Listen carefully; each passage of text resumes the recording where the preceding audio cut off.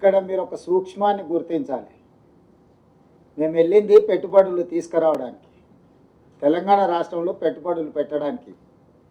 అది స్వరాష్ట్రమైన, స్వదేశమైన, విదేశీ సంస్థలైనా వాళ్ళ దగ్గరున్న సొమ్ము తెలంగాణ రాష్ట్రంలో పెట్టుబడులుగా మార్చి పరిశ్రమలు పెడితే తద్వారా తెలంగాణ రాష్ట్ర ప్రభుత్వానికి పన్నుల రూపంలో ఆదాయం రావాలని, నిరుద్యోగ యువతి యువకులకు ఉద్యోగ ఉపాధి అవకాశాలు రావాలనేది మా లక్ష్యం. అందుకోసం మేము అక్కడికి వెళ్ళినాం.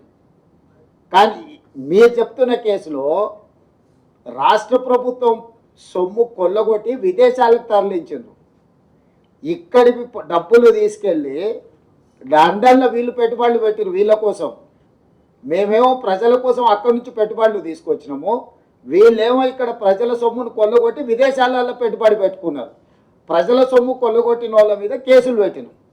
ప్రజల కోసం సొమ్ములు తీసుకొచ్చి పెట్టుబడులు పెట్టించినందుకు మమ్మల్ని ప్రజలు అభినందిస్తారు. ఈ రెండింటికి ఉన్న తేడా ఇది.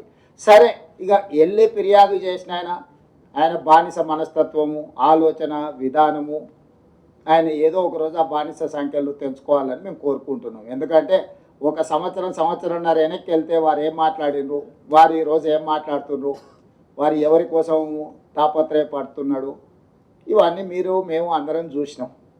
కాబట్టి ఆ విషయాలతో అసలు విషయాన్ని పక్కదారి పట్టించవచ్చని వాళ్ళు ఏమన్నా అనుకున్నా అది వాళ్ళ భ్రమ.